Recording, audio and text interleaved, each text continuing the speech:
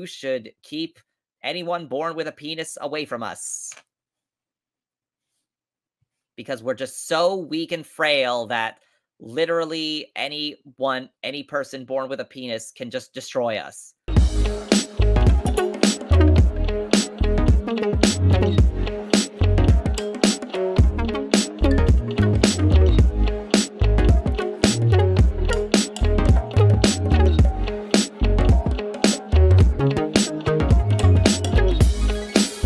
Oh, hello, you beautiful, beautiful people. And you know that you're beautiful if you're listening to this podcast, because everybody who listens to Fruity Cereal is beautiful. My name is Kevin, and welcome to Fruity Cereal. In case this is your first time here, which who knows, it might be. The world is mysterious like that. Once again, usually this show is co-hosted by me and my best friend, Connor. However, Connor, for personal reasons, Connor has decided to take a leave of absence. So I am hosting solo for the third week. But fortunately, this week, all my lights are on. I got my lights back. So I am no longer trapped in the realm of darkness as I was last week. I might be fit to wield the Keyblade yet again. I don't really have that much to say right off the bat, so I guess without further ado, let's go with Sounds Gay I'm in, but we're not having doing that thing. I don't know. Are we still calling it Sounds Gay I'm in? I'm not sure. But either way, here's some gay news stories. There's always potential for more. Sex Education's creator opens up about possible spin-off. With the final season of Sex Education set for release in September, questions of a possible spin-off are in the air. Series creator Lori Nunn recently opened up to Netflix Tudum about the possibility of a spin-off or continuation of the series. I'm definitely taking a break and thinking about other things, but Moordale is a really rich world, and writing about teenagers is always a lot of fun, she explained. So I think there's always potential for more to be explored in that world. All right. I never really got into Sex Education, but I've heard it's really good. And the idea of a spin-off is, it's pretty cool. And frankly, I think spin-offs can be better than sometimes spin-offs can be better than continuations or revivals. I don't know, that's my opinion. What do you guys think? Do you guys like spin-offs or revivals or remakes or reboots? I guess if it's a series, it would be a reboot, right? A remake, that's for a movie. But also, it's only a reboot if is it a reboot if it's the same cast? Or can it be a different cast and still be considered a reboot? Because a remake is when you replace the cast with a new one. But no, wait, because the Spider-Man movies and the Batman movie, pretty much every superhero movie, that has reboots. And the reboots usually cast a different actor. So, I don't know. I guess a reboot is like a series rather than just one singular movie. Maybe that's why what makes a remake, and a reboot a reboot.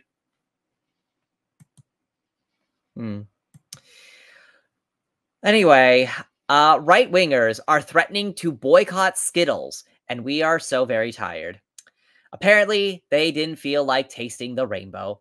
Anti-LGBTQ right-wingers have found their boycott target of the week after Skittles revealed a pro-LGBTQ and Black Lives Matter promotional campaign. The packaging in question shows 6 people hanging out at a skate park, and on the ramp is written Black Lives Matter and Joy is Resistance. Right-wing social media account Libs of TikTok posted on Friday, August 11th, accusing Skittles of going completely woke. The account claimed that the sweet brand is trying to turn your kids into BLM and LGBTQ activists, adding that the Pride packaging also features a drag queen. Yes, really.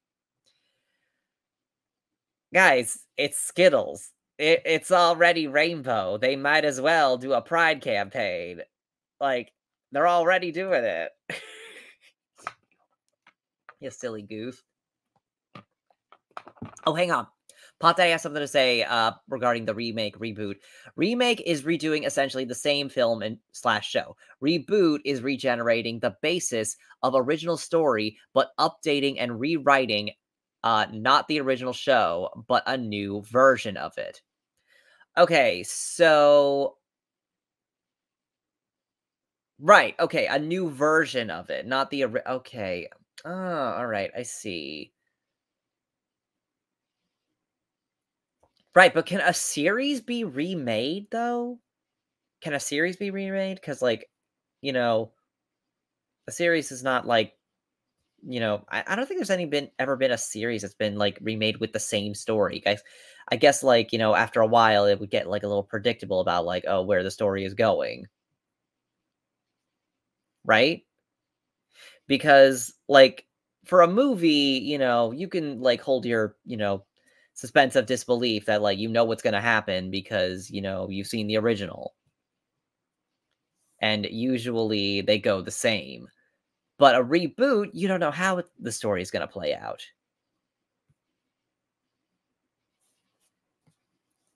So, like, you might know what Ariel does in the Little Mermaid remake, but you won't know what Tom Holland's Spider-Man is going to do if you've only seen the previous versions of Spider-Man. You don't know. You don't know how his story is going to play out. So yeah, so yeah, boycotting Skittles for being woke. You know what? If you're tired of being woke, then go to sleep.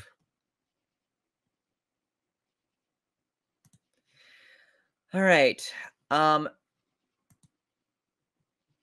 let me what's going on here? Okay. Here we go. I am so lucky.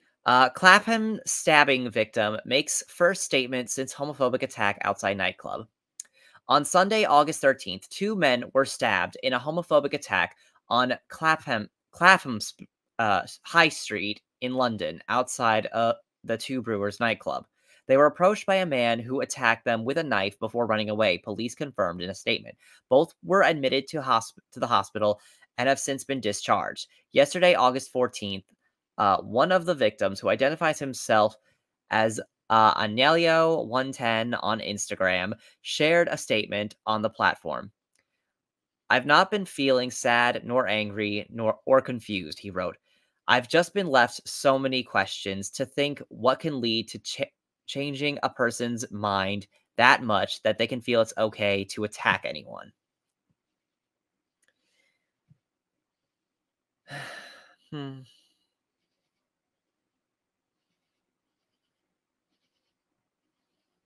I mean, yeah, it's like we're not born with like that kind of hatred. It's very fortunate that they're both still alive in this instance, and there is an update to this story where there is footage released of the attacker in question. If I can just oh, here we go. Oh, new images, not footage. I'm terribly sorry.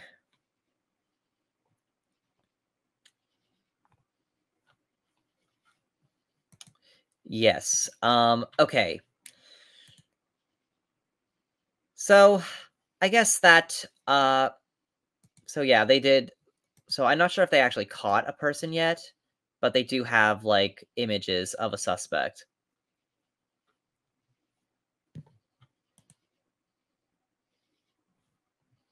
Right.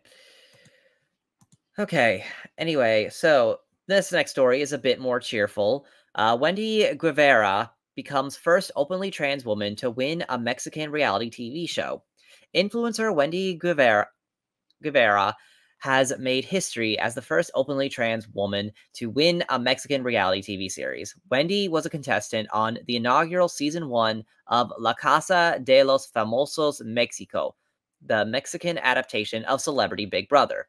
With over 18.2 million votes, she was selected as the show's winner on August 13th, beating out Peruvian TV star Nicola Portela. Well, that's pretty cool. I don't even think we've ever had a trans winner on Big Brother. I don't think so. We've had trans contestants, but I don't think we've ever had a trans winner. So that's pretty cool for Mexico. And even more good news for the trans community. Doctor Who cast trans star Mary Malone in end of year special.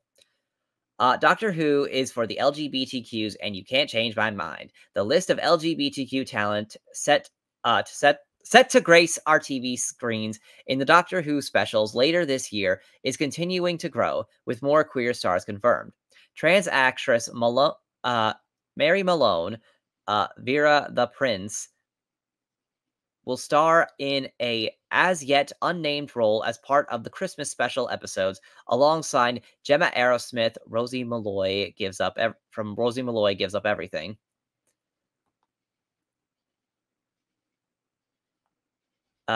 Queer and trans Doctor Who lovers have reacted with sheer joy at the news that the new series will feature even more LGBTQ talent. Closet trans kids are going to get to see trans talent on TV on Christmas Day. I can't put into words how much this means to me, one fan wrote on social media. Oh, that's so like that, like they're going to see themselves be represented. And that's why representation is important. And maybe you don't understand because maybe you're in a group of people who are always represented. So you don't know what it's like to not have that. Like you can say, like, what's a funny thing people always say, white people always say in response to like arguments about representation, they always say, but I love Rush Hour. It's always Rush Hour. And the fact that you guys pick the same movie is the problem.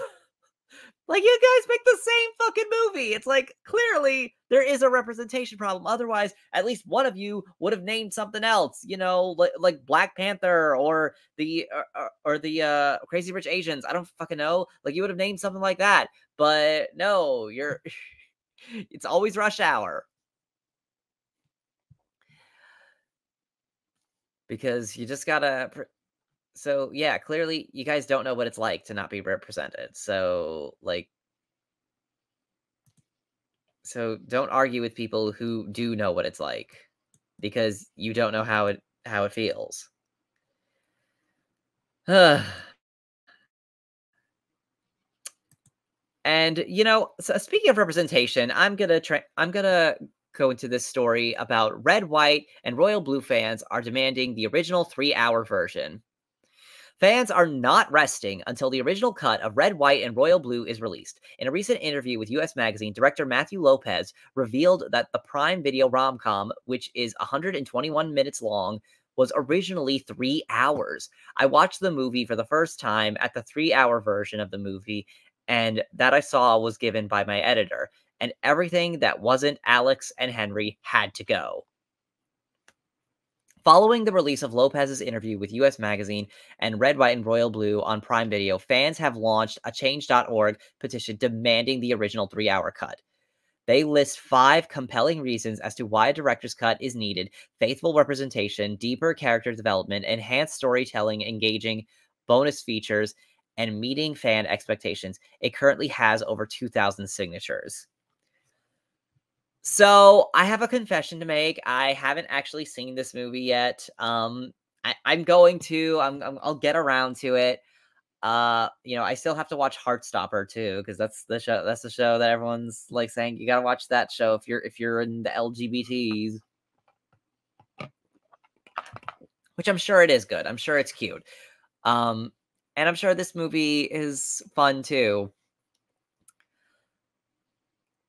But I just haven't had time to see it. I haven't made the time, so I'm sorry. But yeah, I mean, hey, you know what? Gay people are expecting well, gay people and well, let's face it, straight women. Let's face it, the story is written for straight women. But still, it's gay representation. Yay. Uh and if y'all could demand the Snyder cut, y'all got straight boys got the Snyder cut, okay? Everyone else deserves the director's cut of the Lopez cut of Red, White, and Royal Blue.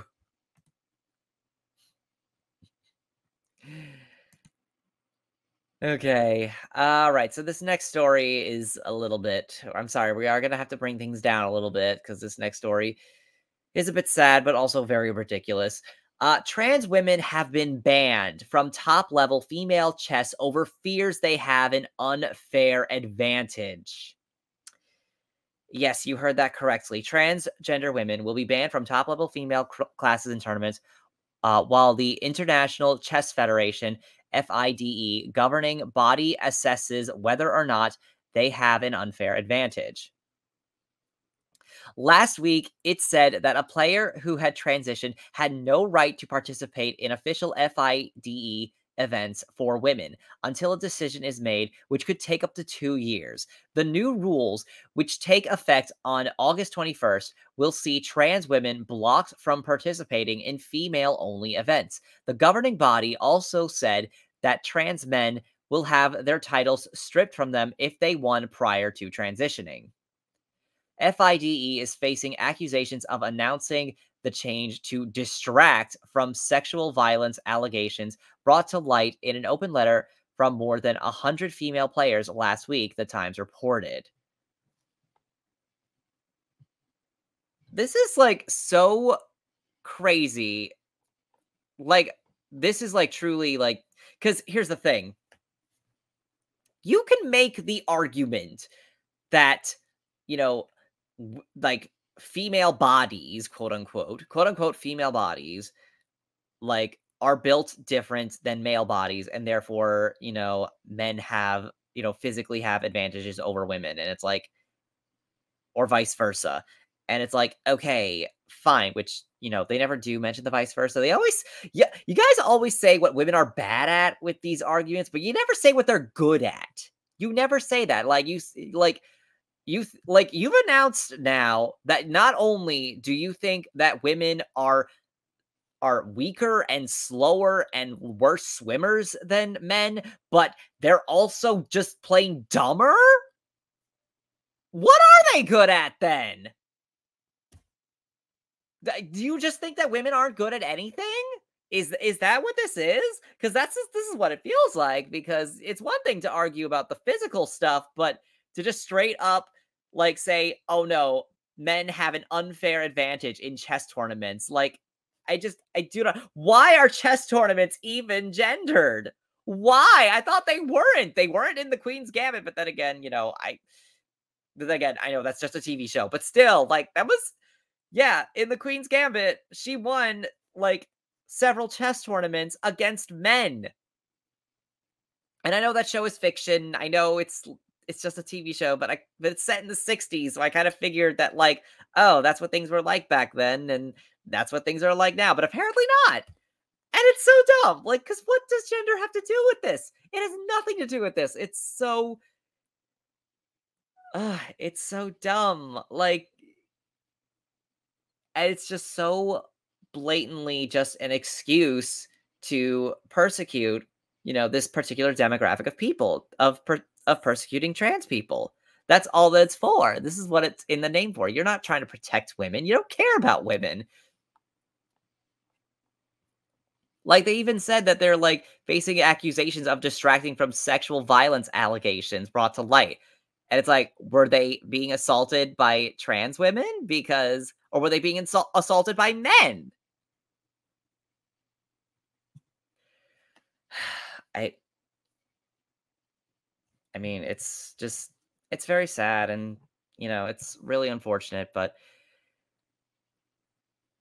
it just really goes show how dumb, like, TERFs are, trans exclusionary radical feminists, women who claim to be feminists when they're being transphobic. And it's like, bruh, like, you're aligning yourself with people who just straight up say that you're stupid, that you're straight up dumb. That not only are you weak and slow, but you're dumb too. And I'm sorry, that's feminism? Is calling women weak, slow, and dumb? Because I thought, feminism was supposed to empower women, not make them feel weaker. I mean, that's just what I thought. But according to TERFs, it's not. Women are weaker. Like, we are weaker, and and you should keep anyone born with a penis away from us. Because we're just so weak and frail that literally any person born with a penis can just destroy us. That's TERF logic. That's TERF fucking logic. It's so, and I'm not saying that, like, oh, and don't try to misinterpret what I'm saying. I'm not saying that, like, oh, anybody should have the right to beat the shit out of a woman. Like, no, I'm not saying that. Obviously not. But I'm saying to, like, have so little, like, to think so lowly of women that, like, just putting them against someone born male. Oh my god. Okay, this is really weird. Connor's actually calling me right now. I don't know why. Okay, I think I will take his call afterwards. I think he doesn't realize that I'm recording. Oh my god. This is so weird. I don't want to directly hang up on him. Okay, it went. I don't know what the hell that was about. Oh my god. It would be crazy if I did just answer the phone while I was recording. I mean, really, my phone shouldn't have even been, should have been silent. So that is my bad, guys, unfortunately.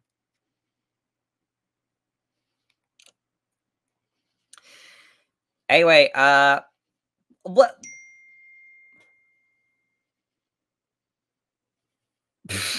Oh my god, Connor just texted me. I tried calling you while you were recording and you actually didn't answer. I'm so disappointed in you. So he did. Oh my god, Connor. How dare you try to disrupt this podcast when you chose to walk away from it for temporarily. You chose to be like, "Hey, I'm going to take a break until October." And now you're trying to butt in? Oh my gosh. It's too bad that this recording's not live, because then, like, he could, like, get in here, but oh well, whatever. Anyway, FIDE, I'm sorry, I should clarify. This is something that Pod Daddy wrote in. FIDE said it needed to make regulations on transgender players after receiving an influx of requests for gender changes. It ultimately ruled that change of gender is a change that has a significant impact on a player's status. Wait, what? The change of gender has a change of impact on the player's status? How? What? Again, why is this? Why is chess gendered anyway? Why is chess not a co-ed sport? Like, there's no physical contact at all.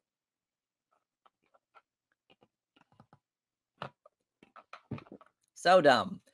But Pod Daddy also wrote in, the National Center for Transgender Equality said that the new guidelines were insulting to all women and the game itself. It assumes that cis women wouldn't be competitive against cis men and relies on ignorant anti-trans ideas. See, yeah, exactly. That's pretty much exactly what I just said.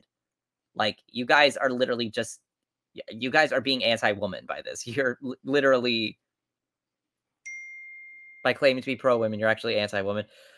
Oh, sorry, that was just Connor's same message. So, anyway, I will put my phone on silent now. Jesus. Okay. Anyway, let's move on to something a little lighter. Troye Sivan has come out as someone who's never seen a Cher movie. In a new video for Vanity Fair, the Rush singer sits down to take a lie detector test, and when asked if he thinks he's a better actor than Cher, he admits that he's never seen one of the Legends films. No, Troy, she was actually in Mamma Mia, Here We Go Again. So he's never seen Moonstruck or Burlesque. We'd want to yell Wagon Wheel Watusi, but he would probably have no idea what we're talking about. Yeah, some people are saying that Troy needs to he needs to he not only needs to hand in his gay card, he needs to hand in his poppers too.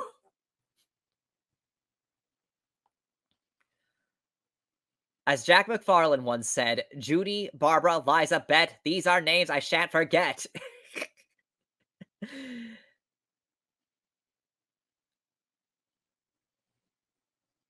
This top just needs to be canceled. The top is in quotations. He's a child. What do you guys He's 28. He's a child. What do you expect? He's 28. Oh my god. Oh god, that is crazy. But for real, Troy, it's okay you haven't seen Mamma Mia. I'm sure someone will show you. But it is crazy. Troye Sivan is like supposed to be this gay icon, yet he's never seen a Cher movie. The irony. Truly, it's like, where are our false leaders? Like, we have selected, we put up we worship a golden calf. I don't know what to say. Anyway, so that concludes Sounds Gay I'm In, but now we're going to get into some artificial fruit flavoring. So, I don't know if you guys heard, but Britney Spears is officially divorcing her husband, Sam Asghari. Yeah, so this announcement came this week, and it is yeah, it's kind of crazy because, like, we really thought that Sam Asghari, we thought, here's the thing, I thought he was on Britney's side this whole time. I really did. But no, apparently he's just as bad as everyone else in her life, which is just so sad that, like, this poor woman, like, she really can't trust anyone. It's just really sad that, like, almost everyone in her life turns on her. Like, we really thought that amid the Britney conservatorship trial that,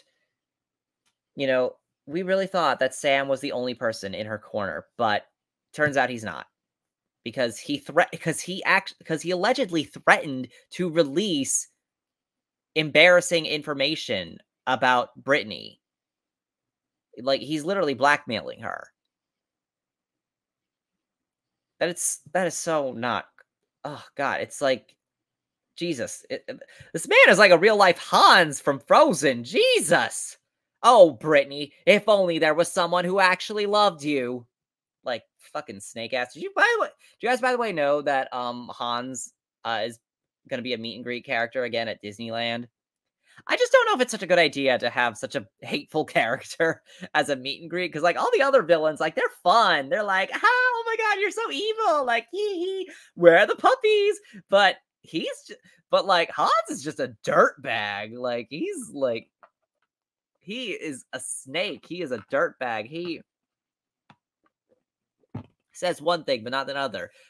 But, it means another. And sorry, I guess this is a spoiler for anybody who hasn't seen Frozen, the biggest movie in the world 10 years ago. Like, sorry if you haven't seen it and you're, like, so shocked at this spoiler that Hans is actually the villain. Whoa.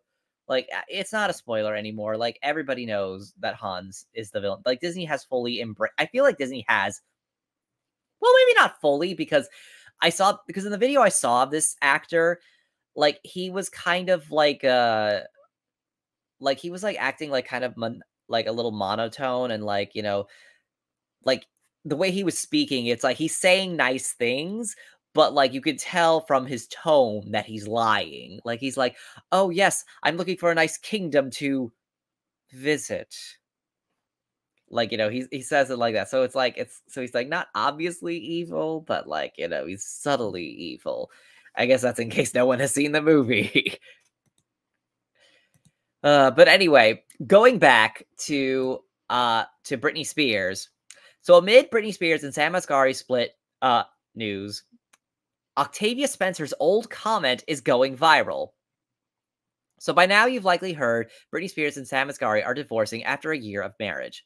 Yesterday, TMZ first reported that Sam was filing for divorce from the singer. Speculation emerged that Sam will be contesting the prenup, including a report from Page Six that went as far as to claim that Sam would release extraordinarily embarrassing information on Britney if it was not renegotiated. Amid the rumors, some cast their minds back to a certain comment that Octavia Spencer left way back when. Everyone say thank you, Octavia. For context, back in September of 2021, Sam and Britney first announced that they were engaged, which led to Oscar-winning actor Octavia Spencer to comment, "Make him sign a prenup," on Britney's engagement post. It even got to the point where Sam seemingly responded by saying, "Of course we are getting an ironclad prenup to protect my Jeep and shoe collection in case she drops me one day." Octavia ended up apologizing for her comment, writing that in a follow-up post, "Y'all, a few days ago, Sam and Britney announced their engagement, and being me, I made a joke. My intention was to make them laugh and not cause pain. I've reached out to this lovely couple privately to apologize, and now want to restore just a smidge of happiness they were robbed of."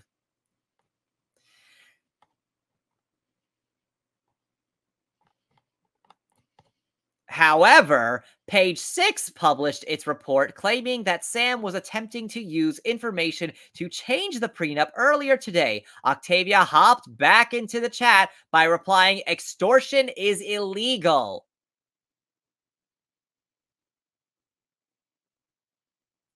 And a quick update, a rep for Sam told Entertainment Tonight there are many claims that Sam is challenging the prenup and threatening to exploit his ex-wife with videos. However, all these claims are false. Okay, so it is just a rumor. They've reached out and said the claims are false. However, people can lie. So lying is possible. So, but as far as we know, it is just a rumor. So, who knows? This all could be just weird speculation. So, maybe I was a little harsh on the guy because maybe he's not, maybe he is still on Britney's side, but their divorce, they just want to, maybe they just, they want to go their separate ways. Especially considering that Britney kind of is acting the same as she was before. Like, she doesn't really seem very, bothered by this. Yeah.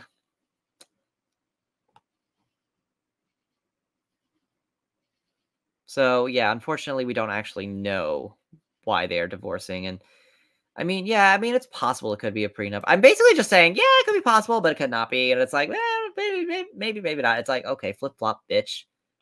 Make up your mind. Do you hate him or not? It's like, I don't know, dude. Like, these are rumors. I'm not getting the whole story here. I'm not there. I wasn't there, man.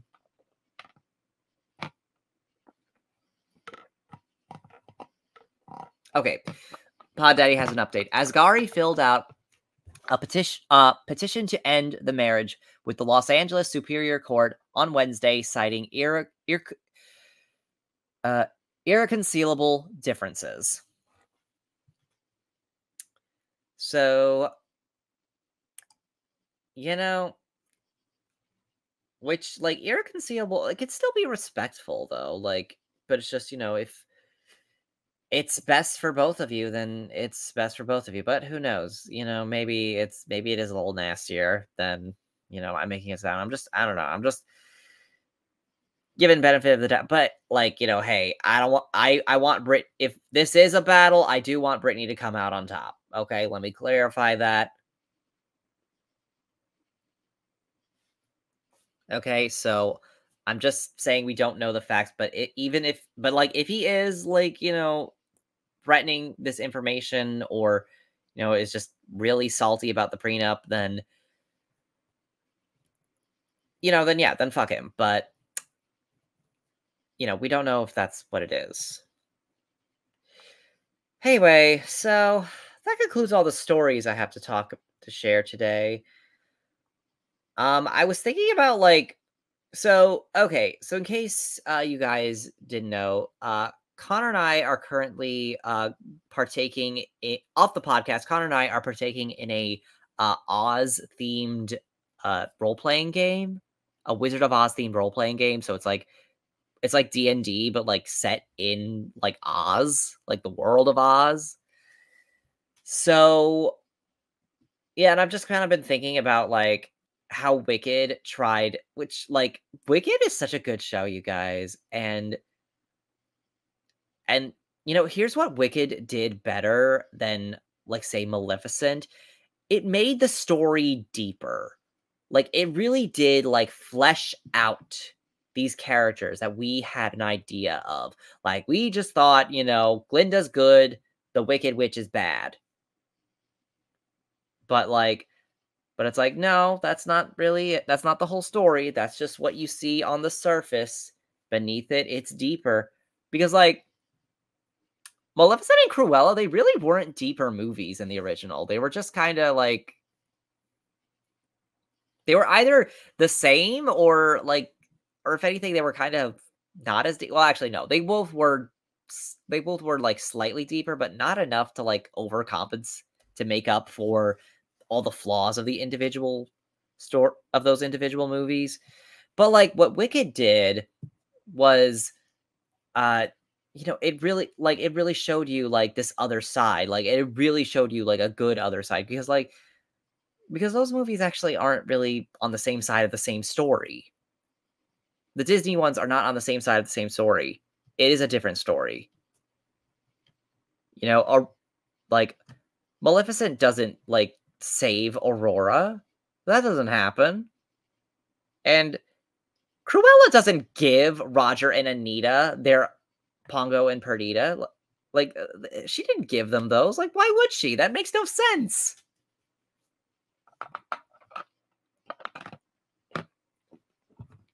Basically what I'm saying is they're clearly in different continuities than the source material. And granted, Wicked canonically is not in the same continuity. It is not canon to The Wizard of Oz. It's not canon to the original book. However, it's not canon to the original book, and it's not canon to the 1939 movie. However, it can fit into the same narrative of the 1939 movie. Sort of. Because here's the thing about Wicked, even though it's so good, I don't like how they like put in the origins of the Scarecrow, Tin Man, and Cowardly Lion. Like it just kind of really felt like, okay, it's way too much of a coincidence that this one woman had to do with all of these people, and none of them act like they know her when they meet her. Like, I'm sorry, it just doesn't make sense. The Scarecrow is her ex-boyfriend. Like, what? And the Tin Man is her sister's husband.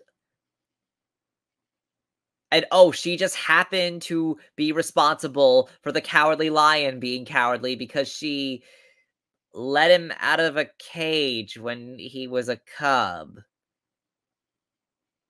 Which, sure, whatever. I'm sorry, it's otherwise a really great show. Wicked is really great otherwise, though. Like, the fact that they turned this, like, simple rivalry between these two characters who were not even the main characters of their respective, of the original movie or story, and, like, gave them this deep backstory for both of them. Not just one of them, but both of them.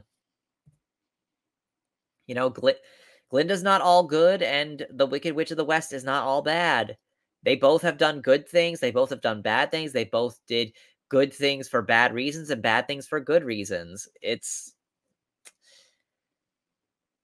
Yeah, it's like kind of crazy. And then like, but let's talk about Oz the Great and Powerful for a second. If we're talking about non-canon prequels to Wizard of Oz, my God, Oz the Great and Powerful does not feel like an origin story. That feels like propaganda. It feels like propaganda for the wizard. Like, oh, not only is the wizard a good guy, but he's also just so clever and he's so charming. Literally every woman he meets falls in love with him. It's so it's so silly. Like, it really feels like this was, like, a propaganda piece for the wizard, which would make sense in the context of The Wizard of Oz because, he has he has all these people who respect him. So, like, yeah, he has, like, political power, so he would have propaganda like this. Like, I mean, this is the propaganda of when he's exposed as a fake. It's like, yes, he's a fake, but he's so clever in the way he pretends to be a wizard. That's pretty much what the movie was saying. Because, like, you are supposed to be disappointed in him in the original movie. You are supposed to think he's a fraud. And true, he has some heart to him. Like, him pretending to be a wizard was not what made him, like, redeemable. And, like, that's the part that they're really, like, hammering in with that movie. Like, honestly, I don't know, maybe, like, he should have had an idea and then Glinda did all the work, like, I don't know, I think maybe they should have had it just Glinda do all the work, and maybe actually, it would be kinda funny if, like, he did have Glinda do all the work and then he just took all the credit for it. He's like, "Yes, I defeated the Wicked Witch of the West and East. I defeated them. I did this. I did that. I saved you all. I saved everyone. It was all me and my magical skills." Like, but Disney would never make a movie like that. Disney would never make a movie like that where he is the main character, or that character is the main character. They wouldn't do that because it goes back to Wicked. Sorry, not Wicked. It goes back to Maleficent and Cruella, and Maleficent 2, and also Artemis Fowl as well. Disney has this weird problem with, like, not committing to making a main character who is a bad guy, who does bad things. Like, they always have to be justified in what they're doing, and they always have to ultimately end up doing the right thing. Because that's what happened in both Cruella and the Maleficent movies, and Artemis Fowl. Like, Maleficent is supposed to be the mistress of all evil, and the second movie even calls her that. But in the second movie, she literally does nothing wrong. In the second movie, she does nothing wrong. Like, at least in the first movie, she did curse Aurora. She did, like, put the curse on the baby. That was her. She did do that. Although, she made the curse weaker in this version, because instead of making it death, it's a sleep-like death. And also, she's the one who put in the way to break the curse being true love's kiss. Like, fuck Merryweather, right? Oh, sorry, not Merryweather. What's her name? I don't know. They changed the names of the fairies in those movies, which I guess is for the better because they're clearly different characters than the original because they're so much dumber. Like, if you're a fan of the fairies, like, you must hate the Maleficent movies because they make those three look like the biggest fucking idiots. Like, honestly, the Maleficent movies are less to make you sympathetic towards Maleficent. They're there to make you fucking hate the fairies. They're a hit piece on the fairies. Like, fuck a hit. They're not just a hit piece on King Stefan. They're a hit piece on the fairies too. Just making them look like little ditches that have nothing, that contribute nothing.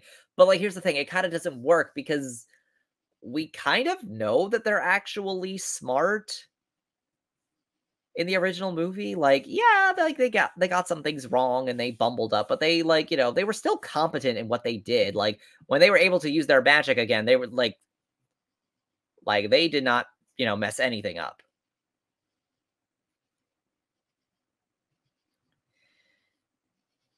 Like, they were like, it really does not seem likely that they were not the ones responsible for raising Aurora all this time. It's just, but yeah, I know it's a different version of the story though, because ultimately, her kiss is what breaks the spell, not the prince's, and she doesn't turn into a dragon. Instead, she has her pet raven turn into a dragon, and it's not to fight Philip, it's to fight the king, and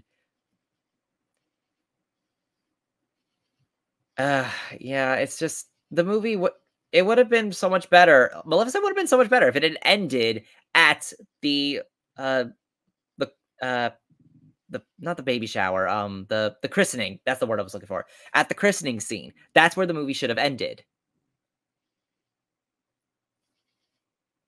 But no, we had to go further. And you know what? And you know what? The Cruella movie would have been a lot better if it had ended earlier too.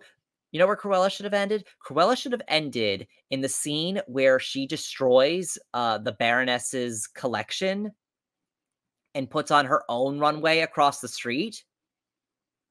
And she's wearing the Dalmatian dress.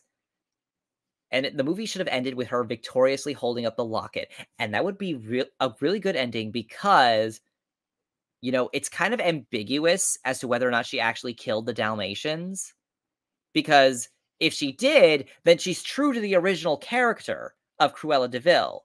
But if she didn't, then Disney has a marketable protagonist who does not kill puppies. But since it's ambiguous, it's like, oh, I don't know. But unfortunately, Disney does not want to take that risk. And that's what this is about. It's about Disney being unwilling to take a risk.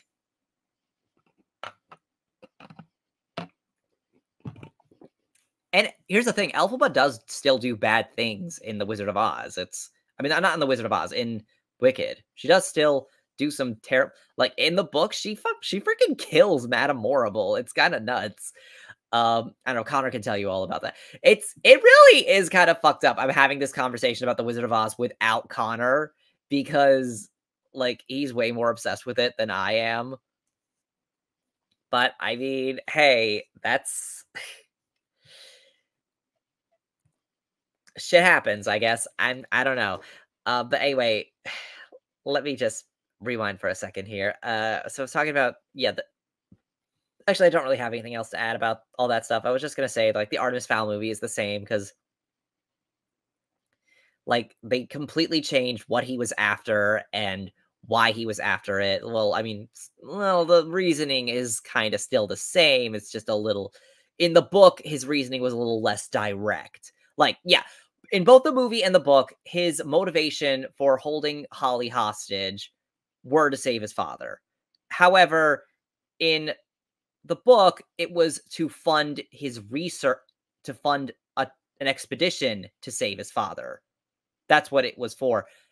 And in the movie, it was straight up just like to like use the item to directly save him. Because it was like a magical item that could like grant any wish or something, but apparently humans can't use it, or maybe like they said fairies can't use it. I don't know. It was so stupid. In the book, he literally is doing it for gold. He is doing it for fucking gold. That's what he's doing it for. And the ironic thing is that like this kid is rich. This kid lives in a mansion. So like it's not like he's like desperately like, you know, he's not like he's destitute or anything. Like he still has money. It's just not as much as like he once did. So yeah, so he's still a bad guy. He's still a bad guy for doing what he does.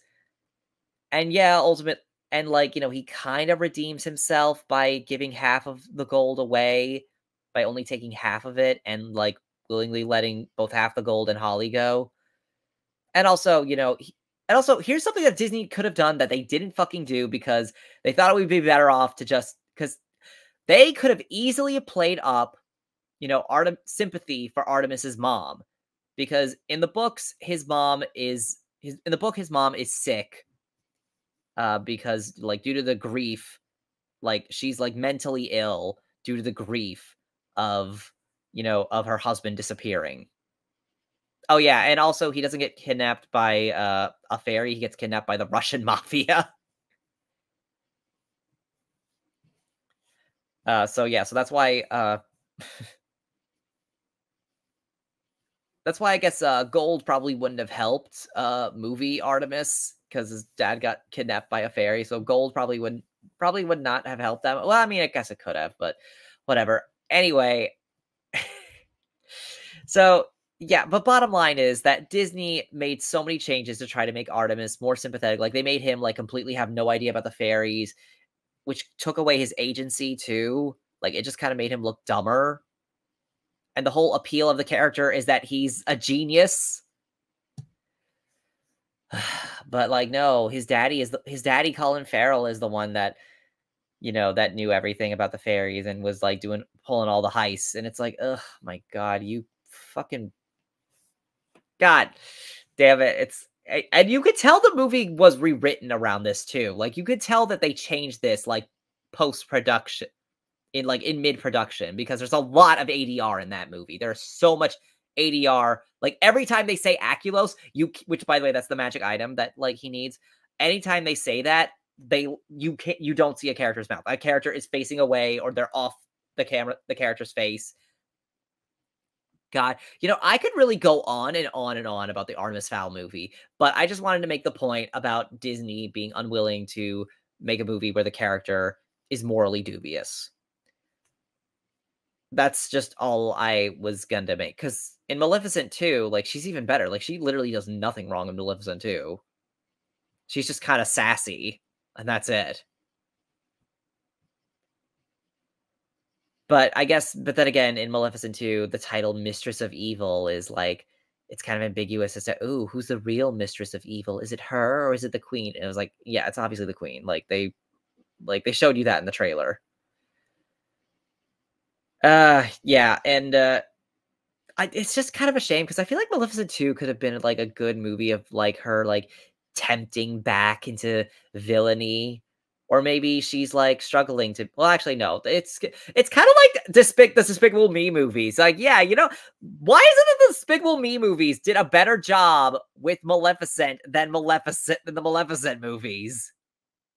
Because, like, they're pretty much the same. They're about a villain doing villainy, but then they become good because of a child that they wind up raising through circumstances.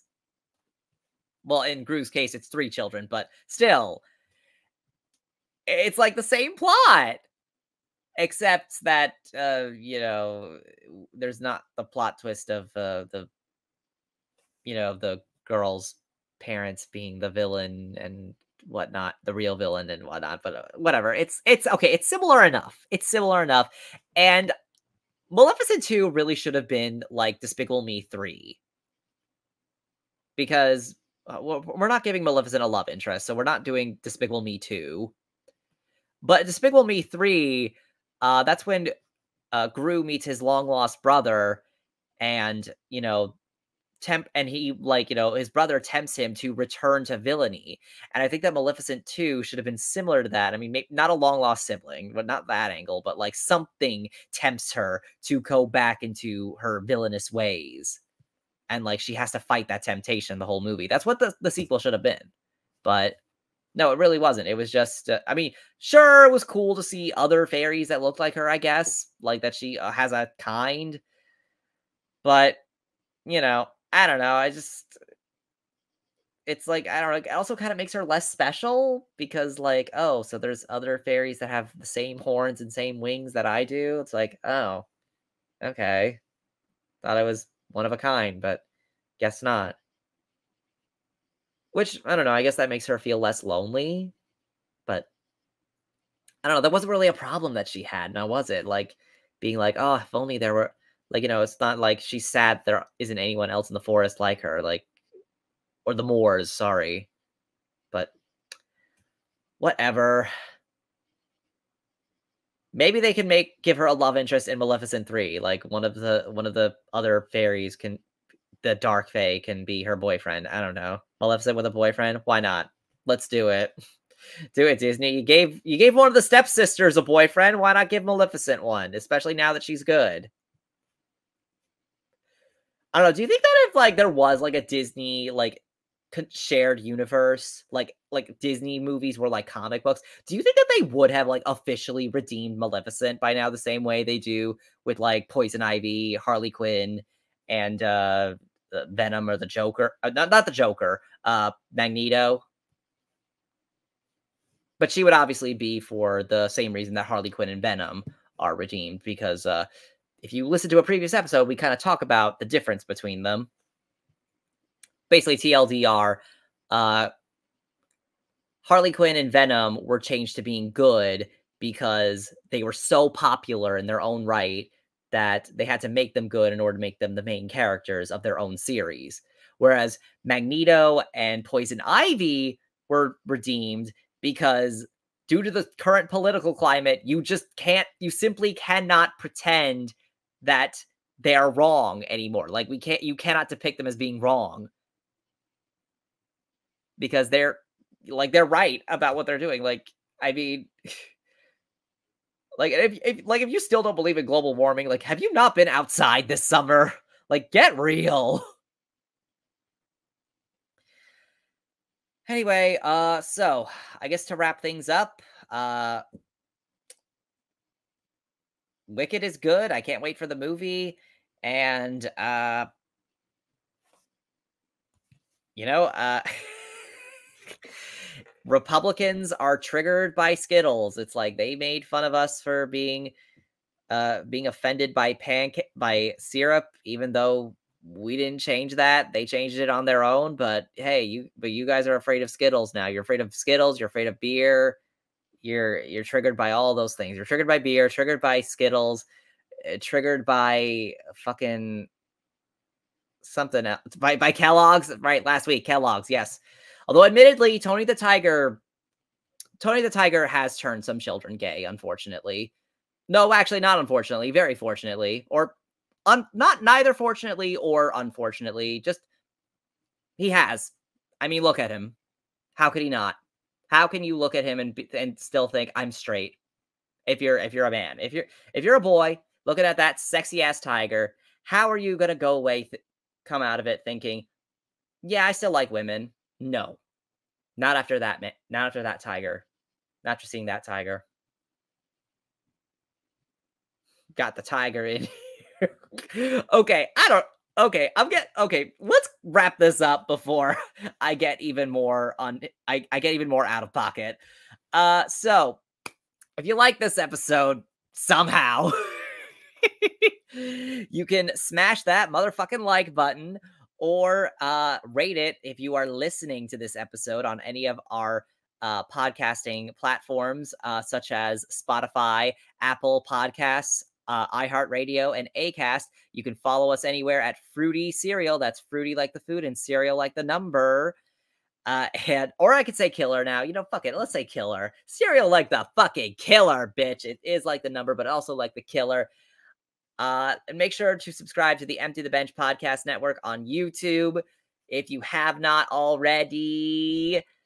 You can follow me anywhere at It's Kevin O'Lear. That's ITSKEVINOLEAR. And hey, you know what? You can also find Connor anywhere at Connor K Fitz 92 in case you want to follow him, even though he wasn't in this episode. But you know what? I'm going to shout you out anyway, Connor, because you called the episode. That's what you get. You called in the middle of the episode. And with that note, stay freaking fruity, everybody.